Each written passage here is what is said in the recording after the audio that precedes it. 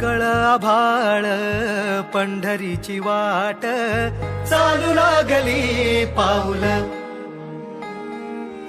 नाम गोड ओठी माऊली माऊली अंतरी भेटीची चाहुल मोकळ आभाळ पंढरीची वाट चालू लागली पाऊल नाम गोड ओठी माऊली माऊली अंतरी भेटीची चाहुल निघाली पाऊले दर्शनी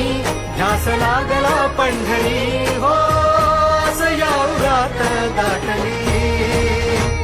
माऊली